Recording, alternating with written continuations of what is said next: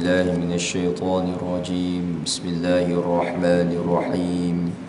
الحمد لله رب العالمين، وصلى الله على سيدنا ومولانا وحبيبنا ورسولنا الكريم وعلى آله وأصحابه ومن تبعهم بإحسان إلى يوم الدين.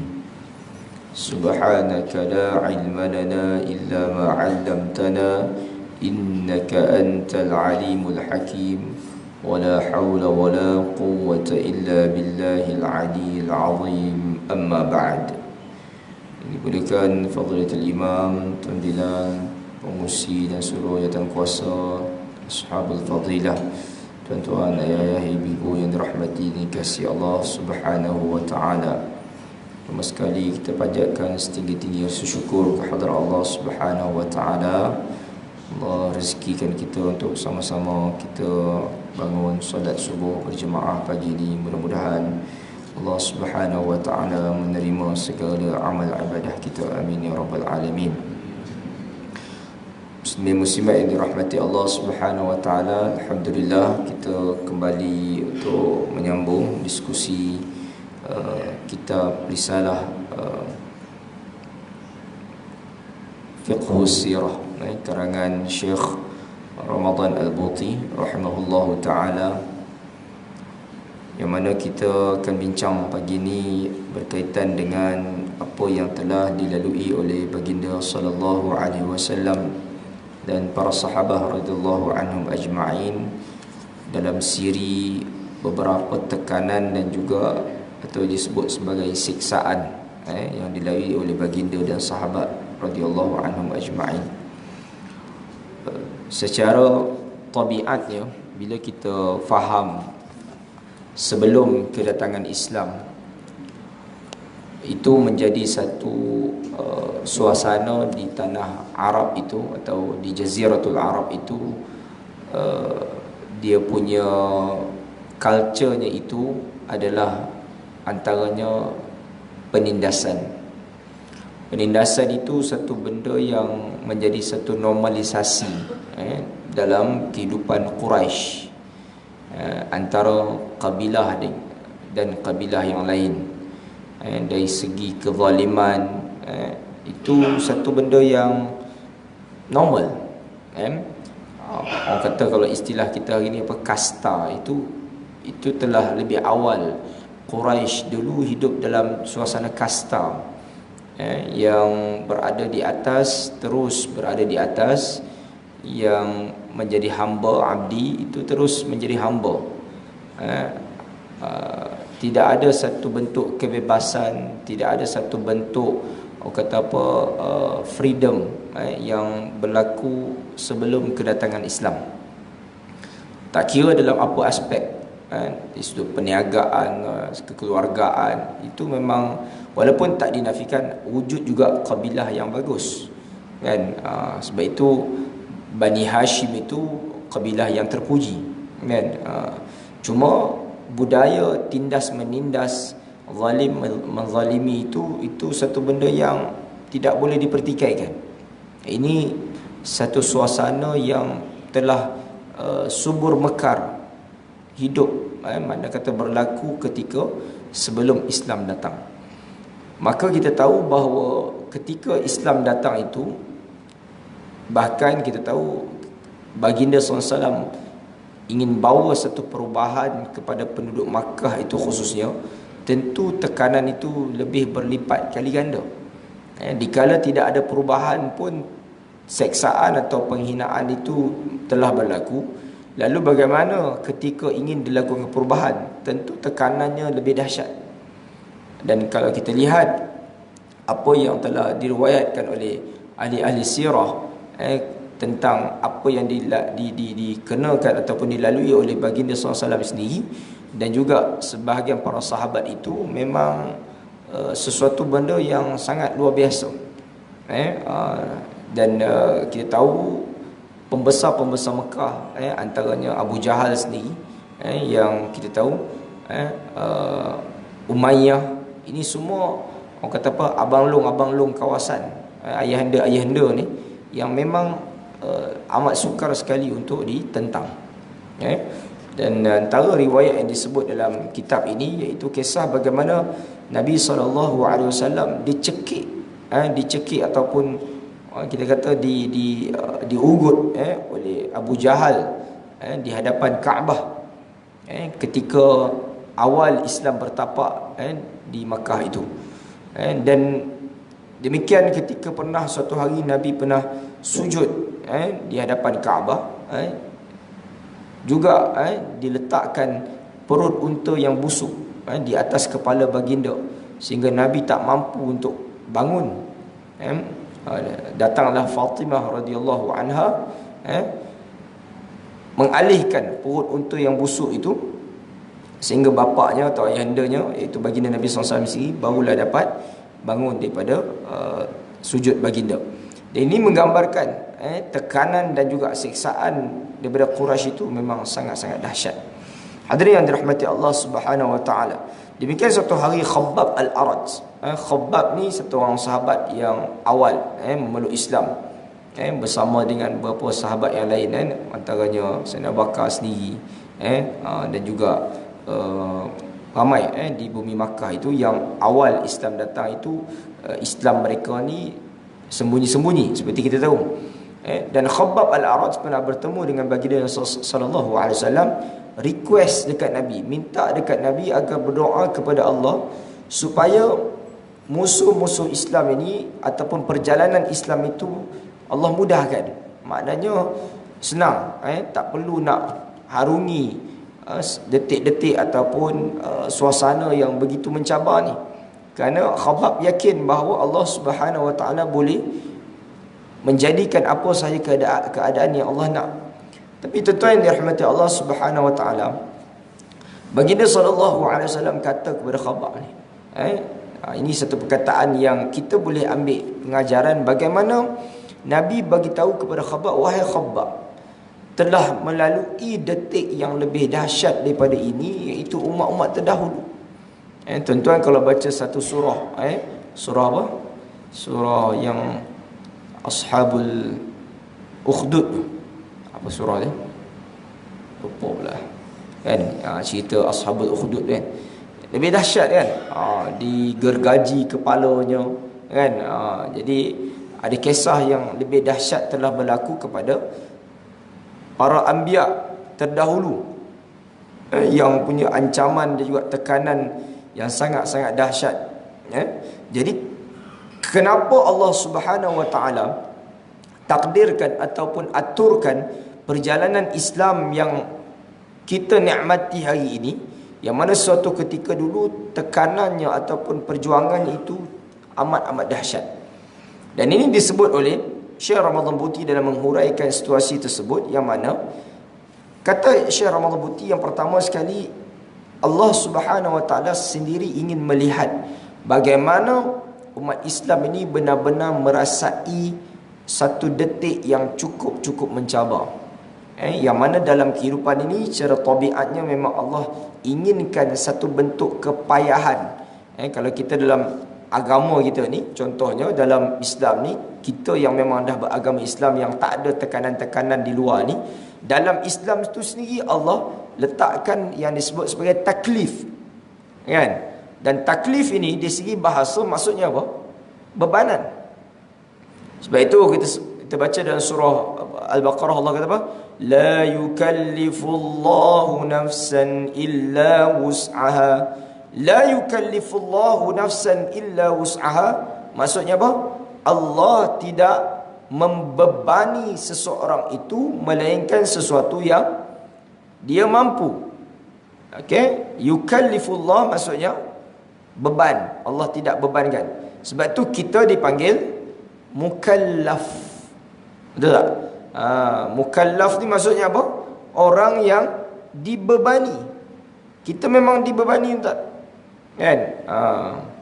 Jadi memang tabiat kehidupan ni tak adalah istilahnya orang kata apa, kebebasan ataupun satu bentuk yang tak ada langsung keterikatan soal tanggungjawab ataupun pengorbanan. Tak ada.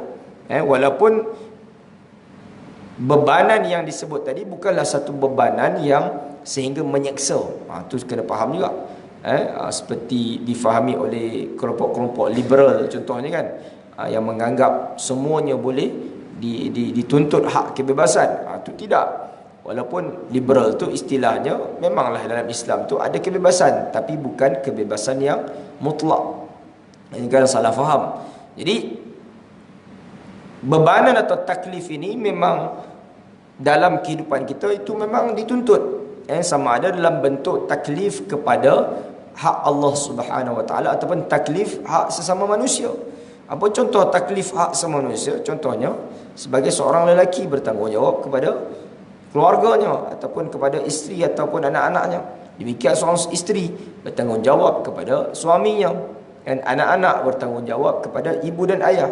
Demikian pemimpin bertanggungjawab kepada rakyat, rakyat bertanggungjawab kepada pemimpin, taat dan sebagainya. Itu tabiat alam. Jadi kalau ada orang yang ingin memutuskan hubungan dirinya dengan taklif ataupun tanggungjawab, itu memang satu kehidupan yang tidak normal. Tetapi yang telah berlaku kepada baginda dan para sahabat dulu, dia bukan satu taklif, tapi satu suasana yang disebut sebagai az-zulm, kezaliman. Kerana bebanan yang dilalui oleh Nabi dan para sahabat ni, satu beban atau satu penyeksaan yang tidak boleh dibiarkan berleluasa dalam kehidupan. Jadi sebab itu bila kita tengok apa yang dilalui oleh Nabi dan para sahabat dulu, memang tekanan yang amat dahsyat.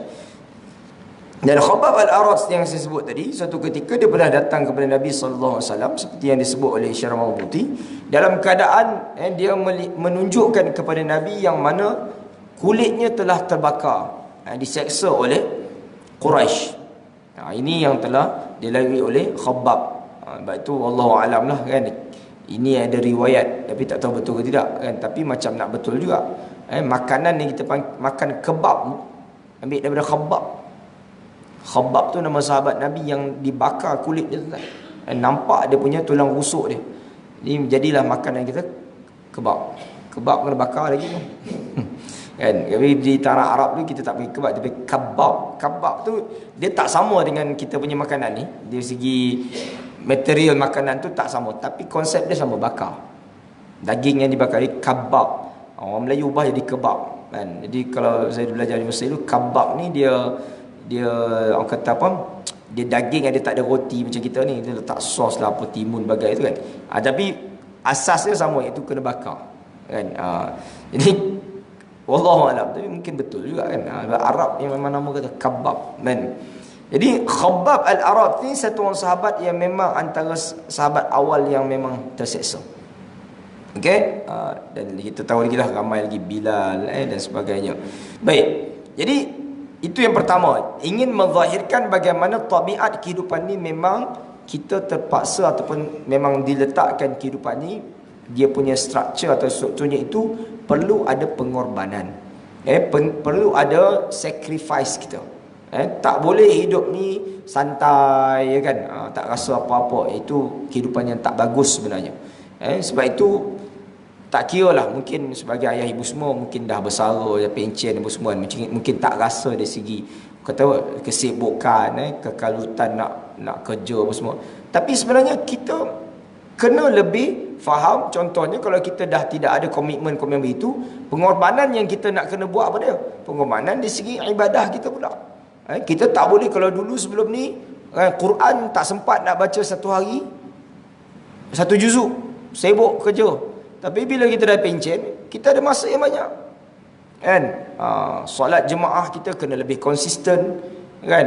Dari segi masa-masa ibadah kita sepatutnya lebih terancang. Jadi memerlukan pengorbanan kan.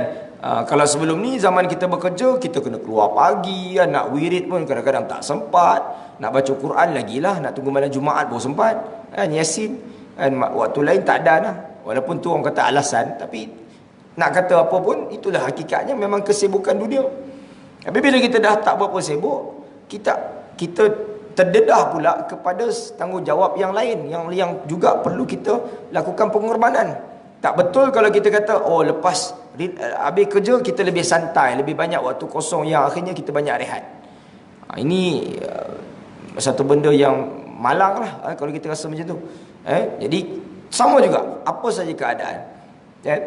Sebab tu contohlah kita ambil kan, orang susah, orang miskin. Kan dia orang punya pengorbanan dahsyat. Nak kena kerja rezeki pun tak tahu mana cukup makan je kan. Tapi kalau orang yang kaya raya, dia taklah kerja sedahsyat itu. Tapi pengorbanan dia dekat mana? Dekat bila mana Allah limpahkan harta pada dia yang banyak, dia kena infak banyak. Zakat dia kena banyak. Nampak tak? Kena berkorban. Tak ada satu ruang dalam hidup kita ni yang kita kata kita boleh relax. Kita rasa kita nak buat apa yang kita nak je. Tak ada. Apa sahaja kedudukan kita di mana saja, tetaplah perlu kita gunakan ruang dan kesempatan itu untuk kita berkorban, untuk kita betul-betul melengkapkan atau menyempurnakan nilai kehidupan yang sebenar, nilai penghambaan yang sebenar. Kalau orang awam lah contoh tuan-tuan, orang awam, orang biasa di sudut ilmu, kan kita punya ibadah atau amalan kita mungkin tak samalah macam orang yang lebih faham, para ulama contohnya. Yang mana kita ni buat je lah apa yang kita tahu. Yang mana yang tersalah tu mudah-mudahan Allah ampun. Tapi kalau orang yang faham ilmu agama, dia tak bolehlah santai-santai ibadah dia. Dia kena buat elok-elok sebab dia faham. Kan? Dan kita yang tak berapa nak banyak ilmu, kita punya kerja nak kena pulun tambah ilmu. Nampak tak struktur hidup tu? Jadi semua begitu. Kan? Perlu kita letakkan maximize, makna semaksimumnya kita punya kudrat dan keupayaan ini untuk kita korbankan segala bentuk benda-benda yang kata apa, yang kita rasa banyak kelonggaran itu, kita kena gunakan untuk kebaikan diri kita dunia dan akhirat. Sebab itu malang bagi orang yang tak faham konsep ini. Dan demikian yang sebagai tahu tadi, kenapa baginda SAW jawab kepada Khabbab Al-Arat, yang mana tabiat perjuangan begitu. Perlu ada tentangan, perlu ada cabaran, perlu ada rintangannya. Tidak ada satu yang dinamakan perjuangan itu ataupun kehidupan itu seluruhnya manis belaka. Bahkan kalau tuan-tuan dengar ungkapan-ungkapan cerdik pandai, mereka menganggap apa? Derita dalam perjuangan itu adalah satu kemanisan, tuan-tuan. Tu. Derita dalam perjuangan itu adalah satu kemanisan. Kan? Jadi kalau hidup di dunia ni rasa macam tak ada rasa tekanan, tak ada rasa ancaman, tak ada, itu sebenarnya satu keadaan yang tak menyeronokkan, kan? Jadi bila ada rencam sikit, dia ada turun naik hidup ni, dia ada cabaran, kan? Contoh kita nak pergi solat subuh, kan? Bangun ni, kan, semangat, tiba-tiba hujan turun selebat-lebatnya, kan? Kita boleh ambil keputusan tak pergi, solat je kat rumah. Betul tak? Kita solat juga. Tapi kalau kita ambil keputusan kita nak pergi juga masjid, nak datang juga surau dalam keadaan hujan lebat ni, kita memfikir contohlah kalau surau kita tu, tak tahulah di sini kalau sebenarnya tempat nak parking pun payah. Mana tempat parking yang ada atap tu nak turun kereta macam mana? Contohlah ni, duk fikir panjang, yang gini aku pergi basah lenjun ni. Tapi kalau satu orang yang dia pergi, dia memang nak juga akan ganjaran. Sebab itu kata para ulama, al-ibadatu ataupun at-ta'atu biqadri masyaqqati. Ketaatan ini ganjarannya dengan kadar kepayahan yang dilalui. Jadi macam tu keadaannya, tentu tidak sama pahala satu orang yang pergi dalam keadaan yang macam tu dengan kalau kita pergi solat atau pergi buat apa-apa ibadah dalam keadaan yang senang, kan? Yang senang maksudnya kalau kita pergi tadi ni waktu yang tak ada begitu kesukaran, pahalanya tak sebesar dalam keadaan kita beribadah dengan cara yang sukar. Kalau kita beribadah dalam keadaan sukar, itu pahalanya lebih besar. Kita di Malaysia contoh cuaca hari ni panas hari ni, kan tuan. Tapi kalau saya tanya tuan, panas dengan sejuk, mana lagi teruk tuan? Subjektif lah kan, panas dengan sejuk kan. Tapi kalau saya suka panas ni, kan. Bukanlah panas teruk sangat, kan. Tapi panas ni sebenarnya okey lagi ni, walaupun ada yang kena stroke haba kan. Tapi kalau sejuk tuan-tuan, sejuk lagi teruk.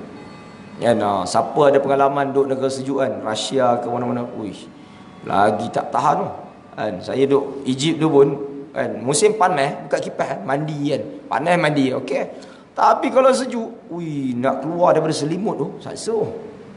Nak pergi toilet pun sakit. Ambil wuduk ni megah kulit dah. ambil uduk kan, punya sejuk. Dia macam tu kan. Jadi kalau saya tengok dokumentari, ada negara yang negatif 16, negatif 25 sejuk dia.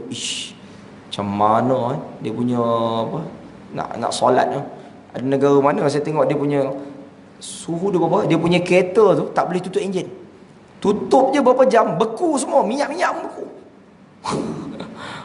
Tak tahulah macam mana negara apa tu kan. Memang dahsyat lah. Jadi tapi tetaplah panas pun teruk jugalah kan.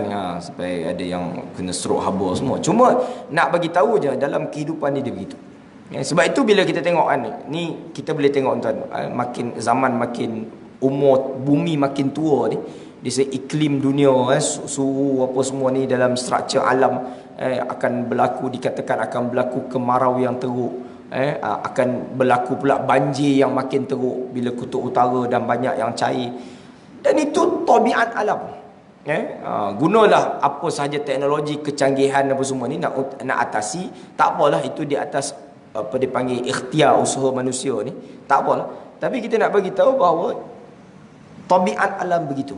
Dan secara fitrahnya pun bila alam ni akan semakin rosak ekosistem dia, maka kemuncaknya berlaku kiamat lah kan. Berlaku kiamat. Dan bila kita boleh faham begitu, maka itulah kehidupan. Dan ketika itu, di segi contohnya kepayahan semakin dahsyat, dikala teknologi pun semakin canggih kan. Yang hari ni orang semua cakap tentang AI, artificial intelligence, ChatGPT lah, apa benda semua makin canggih kan.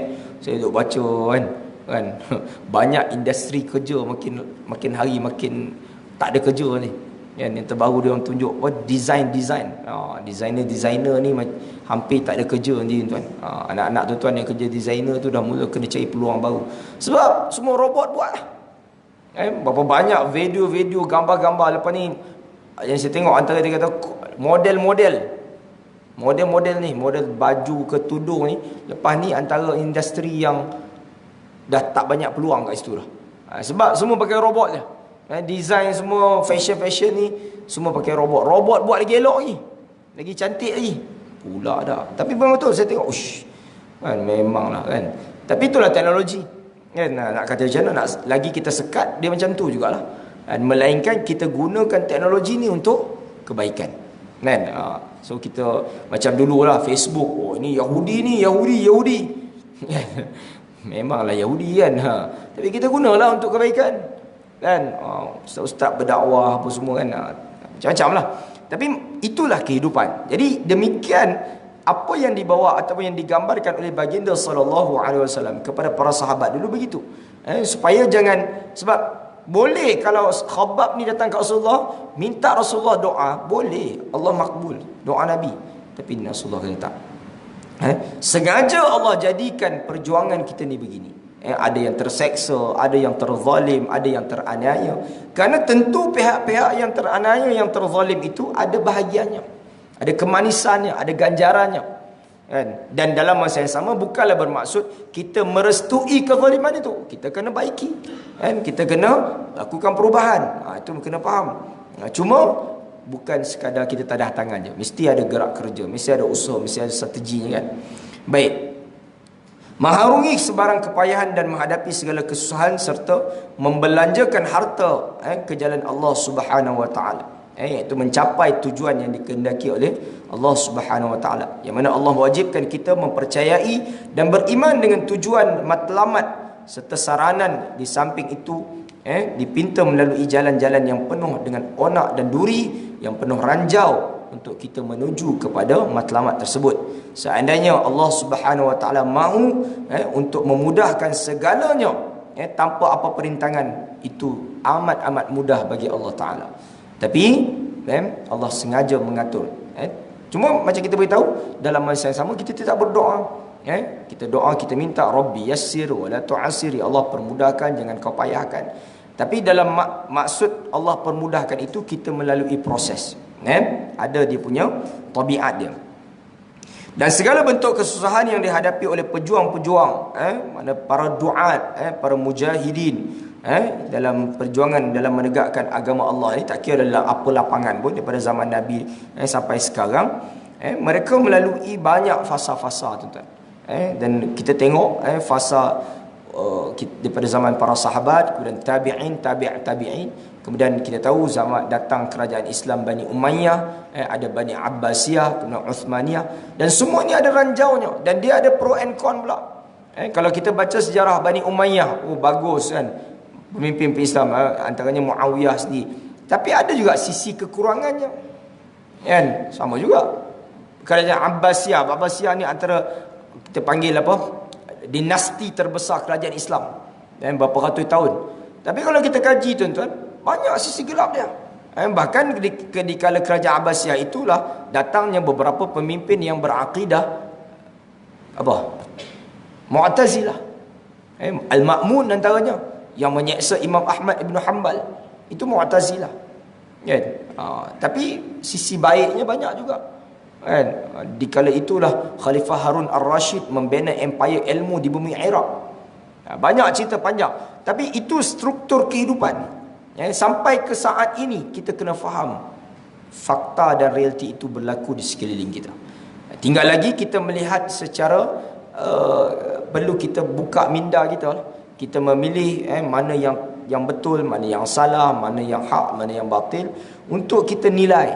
Dan penilaian itu mesti bertunjangkan nas-nas syar'i, bersama dengan realiti. Sebab itu dia kata sifat kehambaan dan keabdian manusia itu, Allah Subhanahu wa taala secara fitrah menyatakan, wa ma khalaqtul jinna wal ins illa liya'budun. Tidaklah aku menciptakan jin dan manusia itu melainkan untuk mengabdikan diri kepada aku. Dan mengabdikan diri, kita tahu dalam konteks ibadah ni ada banyak ibadah yang kita lakukan, macam sebut solat kita, Quran kita, sedekah kita. Tapi ada ibadah yang melibatkan urusan dunia kita. Kalau kita bekerja, tak boleh pecah amanah, tak boleh khianat, tak boleh kita santai-santai macam saya sebut tadi. Memang santai itu tak salah. Macam kita katalah kan, orang kerja kan, kadang saya pergi ceramah kan, pukul 9.30 tak masuk ofis lagi kan, duduk makan, itu tak boleh kan. Waktu kerja pukul apa kan. Saya ada satu tempat tu dekat Bangi kan, ke belakang Putrajaya tu, tuan biasa ada satu warung dia panggil, apa dia panggil, warung dusun ke bukan, apa dia panggil warung apa lah, dalam hutan tu kan, lupa nama dia. Dia memang masuk dalam sikit, dekat belakang Putrajaya tu, dekat pinggiran Putra, tak silap saya. Tuan-tuan, kalau pergi makan situ pukul 10, macam gini orang. Yang datang tu orang yang pakai baju penyewa awam. Saya pun dah fikir, ni orang ni rehat gopo ni. Kan? Penuh. Kan? Beratur ambil nasi lemak waktu canai. Kan? Tapi nak kata apa, husnuzon je lah kan. Pandai-pandai lah jawab tu Allah Ta'ala. Kan? Tapi tempat tu minta sorok sikit. Kan? Apa nama dia, warung apa tu kan, masuk TV dulu kan, memang sedap lah kot makanan dia kan. Tapi itulah kan, itu yang kita tahu kan.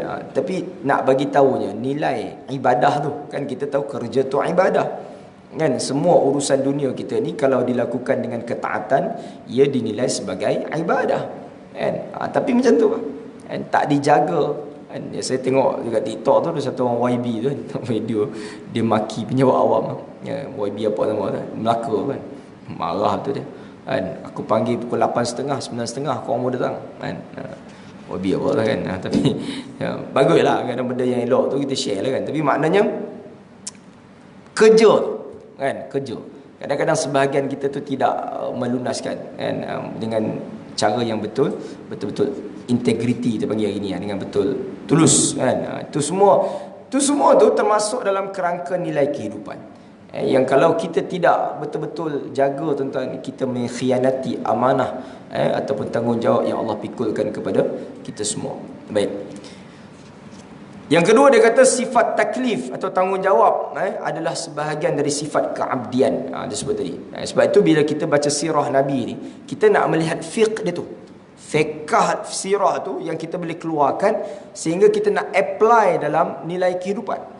Macam saya beritahu lah, kalau kita yang tadi tu orang kerja, kalau orang tak kerja, kita yang pencen, yang tak ada komitmen sangat ni, adakah masa kita banyak melepak kan, duduk kedai makan berjam-jam contohlah kan, tak berfikir tentang nilai ataupun soal diri kita, dari segi ibadah kita, ilmu kita.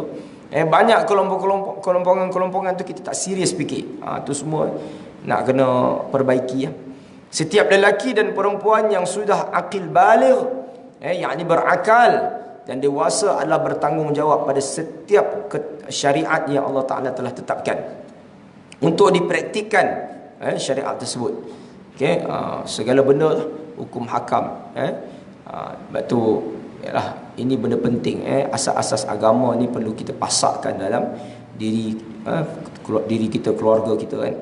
Dalam usaha mencapai tujuan ini terpaksa mengharungi pelbagai rintangan.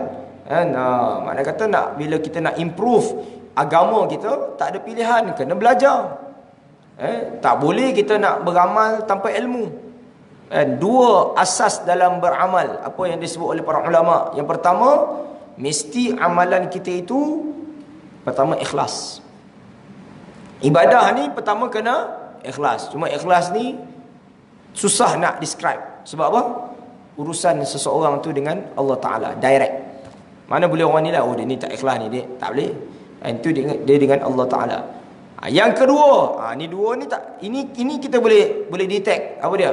Bila kita buat satu-satu ibadah, satu-satu amal, yang dituntut apa dia? Mesti yang kita buat itu bertepatan dengan apa yang diajar atau dianjurkan oleh agama.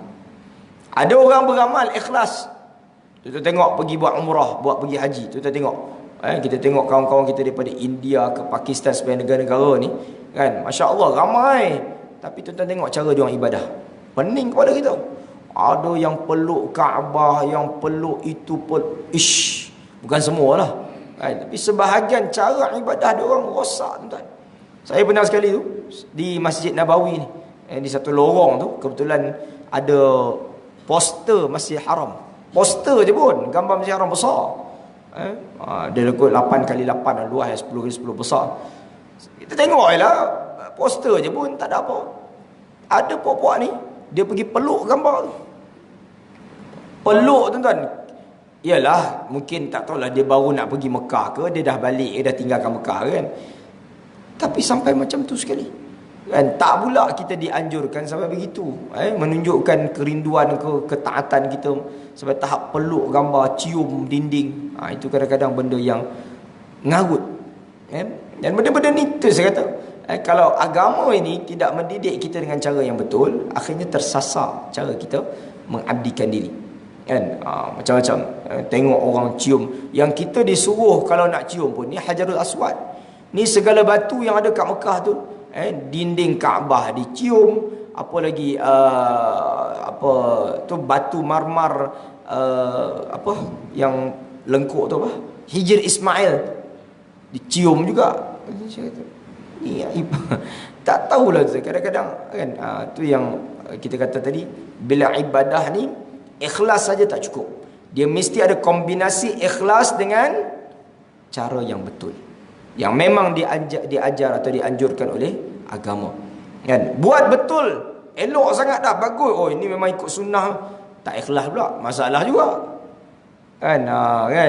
Buat infak banyak-banyakan, sedekah, tapi menunjuk ke orang, pun masalah juga.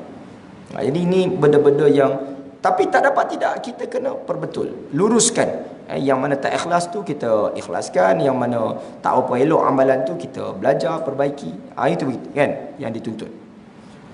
Kemudian dia kata menampakkan kebenaran mereka yang benar dan kedustaan mereka yang mendustakan. Kalau dibiarkan manusia mengaku Islam dan cintakan Allah sekadar di lidah sahaja, mana tanpa melalui pengorbanan, tanpa melalui kepayahan. Kan hari ni ramai macam tu Ustaz. Mengaku sayang Nabi, mengaku cinta Rasulullah, apa semua. Betul lah tu kan. Kita seronok dengar. Tapi praktikal dalam kehidupan tu tak menggambarkan benar-benar ikut sunnah. Ini macam mana tu? Kan?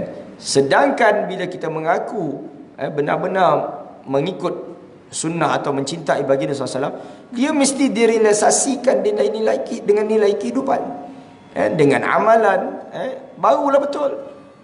Cinta kepada Rasulullah, selawat 3 kali pun malah sehari. Macam mana? Kan, dengar nama Rasulullah SAW, berat lidah nak reply Allahumma salli ala Muhammad. Itu tak boleh tak. Ya, kalau kita benar mengaku kita ni cintakan agama, cintakan Nabi SAW, realisasikan. Kan? Realisasikan dalam bentuk yang pelbagai lah. Mentaati perintah Allah. Kan?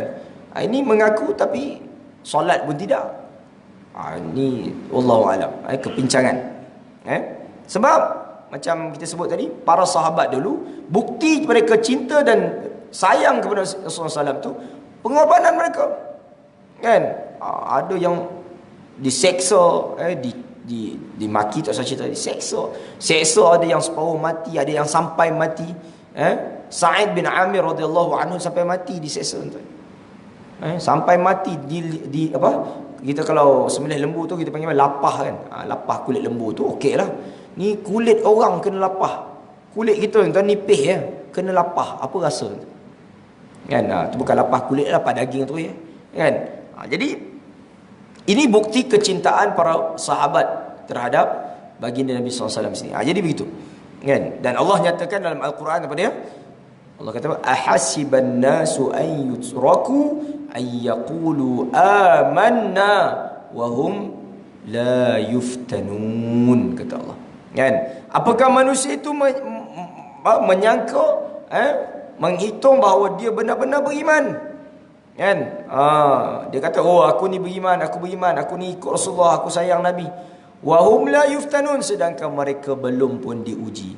Diuji ni dalam konteks memang ujian yang berat, ataupun macam kita sebut tadi, soal-soal taklif, dalam soal ibadah dan sebagainya itu dilunaskan dengan cara yang betul, cara yang terbaik.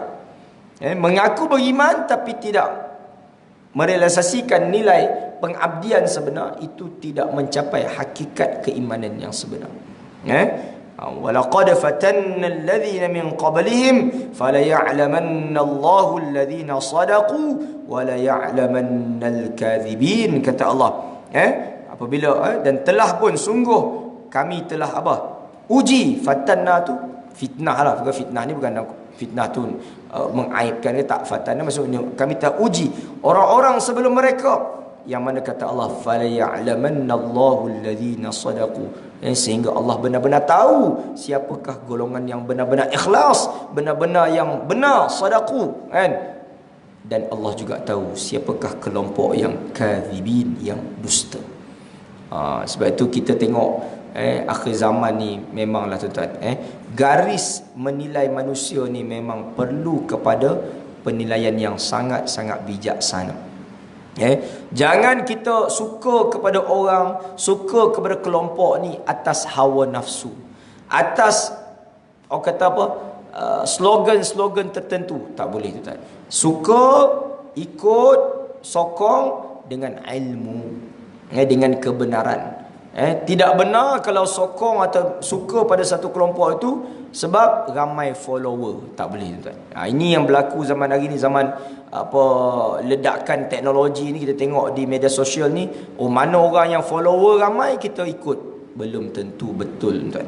Follower ramai tak menjamin orang tu betul. Tapi taklah menjanjikan dia salah, tak juga. Cuma itu bukan garis panduan untuk bersama dengan kebenaran.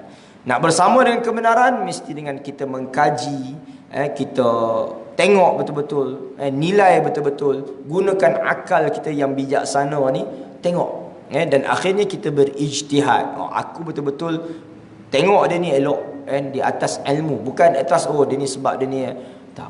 Kerana betul apa yang dia buat tu, kita bersama insya-Allah. Tak kira dah apa bidang, agama ke, tak kira lah lapangan apa pun. Dan Allah menyatakan, am hasibtum an tadkhulul jannata wa lamma ya'lamillahu alladhina jahadu minkum wa ya'lamas sabirin. Apakah kamu mengira bahawa kamu akan masuk syurga padahal belum bagi Allah orang-orang yang berjihad di antara kamu. Belum lagi kamu ni, kamu je sangka kamu masuk syurga. Di sisi Allah tak. Sebab apa? Banyak lagi kriteria yang Allah nak nilai. Sebab itu Allah sebut wala ya'lamas sabirin, bagi orang yang benar-benar sabar tu Allah Maha mengetahui. Jadi sebab itu hadirin yang dirahmati Allah, kita belajar daripada perjuangan Nabi dan para sahabat ni banyak benda. Untuk kita jadikan implementasi dalam kehidupan kita ini, untuk kita bandingkan apa yang kita buat dalam kehidupan ini setimpal atau tidak dengan apa yang Allah janjikan. Takkanlah satu kata apa benda yang remeh yang kita rasa ialah dengan tidak ada begitu besar pengorbanan, kemudian kita mengharapkan janji Allah ataupun pulangan yang sangat dahsyat di sisi Allah. Tentu setiap yang besar pengorbanannya itu, barulah besar ganjaran yang Allah Ta'ala kembalikan kepada kita. Oleh itu dikata tidak seharusnya setiap Muslim itu terasa putus asa sekiranya bertemu dengan halangan dan dugaan di dalam perjalanannya untuk mencapai matlamat kehidupannya atau jihadnya. Malah sebaliknya, harus setiap Muslim merasa hampa, tidak harus merasa hampa sekiranya perjuangannya itu gagal. Perjuangan tu kalau gagal itu sebenarnya tidak gagal. Sebab itu kita tidak boleh rasa putus asa. Dan ayat-ayat Allah kata, am hasibtum an tadkhulul jannata wa lamma ya'tikum mathalul ladzina khalu min qablikum massathumul ba'sa'u wad-dharra'u wa zulzilu hatta yaqula ar-rasul wal ladzina amanu ma'ahu mata nasrullah ala inna nasrallahi qarib. Apakah kamu menyangka dapat memasuki syurga Allah Subhanahu wa taala dan tidak didatangkan ujian kepada kamu sebagaimana yang diuji kepada umat-umat yang terdahulu daripada kamu? Mereka menempuh kesusahan dan kesulitan yang mana bumi sehingga bergegar, maknanya diuji mereka itu. Bila lagi mereka bertanya kepada Rasulullah, bila lagi pertolongan Allah nak sampai ya Rasulullah? Lalu Nabi menjawab bahawa sesungguhnya pertolongan Allah itu sangat-sangat hampir. Jadi ini yang kita dapat belajar, yang mana tak kira dalam apa aspek dalam ibadah kita kena terus istiqamah dalam kebaikan. Ramadan dah berlalu, macam mana perjuangan kita dalam Ramadan itu? Quran kita baca banyak mana, ibadah kita, zikir kita, selawat kita, apa semua ni, banyak kebaikan-kebaikan yang kita lakukan Ramadan itu, tuan-tuan. Tapi sebahagian kita kadang-kadang ditinggalkan begitu sahaja. Ini satu kemalangan, satu kerugian kepada kita, yang mana ibadah yang Ramadan itu kita lakukan, setidak-tidaknya janganlah sampai menjadikan sesuatu yang wajib itu kita tinggalkan. Yang sunat mungkin kalau Ramadan memang kita buat berlipat-lipat kali ganda, sebab orang kata apa, ialah suasana apa semua. Tapi kalau bukan Ramadan, jangan sampai yang wajib pula kita keculasan. Ini malang. Sebab itu kalau kita tengok Ramadan itu kan, yang tak pernah pakai tudung kan, bagus kan, seronok. Tapi bila Ramadan habis, dicabut habis semua. Ini satu musibah. Sebab itu yang disebut kun rabbaniyan wala takun ramadaniyan. Jadilah kamu hamba yang rabbani, yang benar-benar beribadah tu kerana Allah, bukan beribadah tu kepada musim. Kita ibadah tu sebab Ramadan. Sama juga bila pergi umrah, pergi haji. Dekat sana bukan main tudung labu kita yang lelaki ni kan, punyalah warak semua kan, semayang awal waktu, tapi bila habis balik semua tinggal semuanya di Mekah, di Madinah. Balik sama juga, solat zuhurnya pukul 3.30, muamalahnya dari segi ibadahnya ataupun pakaian dan sebagainya itu tak lagi dijaga macam kita duduk di bumi barakah. Sama juga. Jadi itu yang kita tengok bagaimana Nabi SAW ajar kepada kita ni, di segi kehidupan ni memerlukan mujahadah, memerlukan pengorbanan. Yang dahulu umat-umat terdahulu berkorban sampai ketitisan darah yang terakhir. Kita hari ini tuan-tuan dituntut untuk berkorban di segi masa kita untuk kita lakukan yang terbaik, di segi tanggungjawab kita terhadap keluarga, agama kita perlu pasakkan dengan sebaik-baiknya dan diri kita dan keluarga kita, yang mana Allah Ta'ala sebut apa dalam Quran, walladzina jahadu fina lanahdiyannahum subulana. Siapa yang bermujahadah, yang bersungguh-sungguh mencari menuju jalan kami, kata Allah, pasti kami akan pandu mereka menuju ke jalan kami. Syarat dia apa? Jahadu, mesti ada mujahadah. Dan ayat yang lain Allah kata, innallaha ashtara minal mu'minina anfusahum wa amwalahum bi anna lahumul jannah yuqatiluna fi sabilillah fayaqtuluna wa yuqtalun. Sesungguhnya Allah telah membeli dari orang-orang yang beriman itu diri dan harta benda mereka dengan memberikan syurga untuk mereka. Mereka berperang pada jalan Allah lalu membunuh ataupun terbunuh. Jadi realiti hari ini taklah sampai kita membunuh dan terbunuh, kerana zaman kita tak menuntut ke arah itu. Walaupun ada yang terbunuh. Ni sekarang ni saya tengok Gaza kena bom lagi, dah berapa puluh orang mati dah, syuhada. Kita tuan-tuan tak ada macam tu, alhamdulillah. Tapi dia orang masih rasa tuan-tuan, kan, ada rezeki dia orang dapat mati syahid macam tu, kan. Kita tak macam tu. Jadi jalan jihad kita, jalan mujahadah kita, jalan syahid kita ni adalah jalan untuk memperteguh iman dan takwa, memperbetul, mempertingkat ibadah kita, ilmu kita. Itu jalan jihad kita. Jadi sama-sama kita ambil manfaat daripada apa yang telah diperjuangkan oleh Nabi dan para sahabat dulu untuk kita memperbetul segala urusan hidup kita. Ramadan dah berlalu pergi, ni Syawal, masuk Zulqa'dah, Zulhijjah ni, bulan-bulan yang tak sama macam Ramadan suasananya. Jadi memerlukan mujahadah untuk kita sentiasa istiqamah dalam kebaikan, istiqamah dalam beribadah, sentiasa kita memperbetul diri. Jangan kita jadi orang yang habis Ramadan, habis lenyap segala ketaatan. Itu adalah orang-orang yang rugi. Jadi saya pesanan untuk diri saya sendiri khususnya dan kita semua untuk aware, jaga betul-betul segala urusan hidup kita ni, untuk kita terus perbaiki dari hari ke hari, untuk terus melakukan kebaikan, insya-Allah. Itu dulu pagi ni, insya-Allah. Jadi mudah ada rezeki, ada umur kita bertemu lagi pada pertemuan yang akan datang. Jadi jumpa lagi, insya-Allah. أقول قولي هذا وأستغفر الله العظيم لي ولكم. بسم الله الرحمن الرحيم. الحمد لله رب العالمين وصلى الله على سيدنا محمد وعلى آله وصحبه أجمعين. اللهم أرنا الحق حقا وارزقنا اتباعه وأرنا الباطل باطلا وارزقنا اجتنابه. ربنا عليك توكلنا وإليك أنبنا وإليك المصير. ربنا آتنا في الدنيا حسنة وفي الآخرة حسنة وقنا عذاب النار. وصلى الله على سيدنا محمد وعلى آله وصحبه وسلم والحمد لله رب العالمين. تقبل الله منا منكم والسلام عليكم ورحمة الله وبركاته.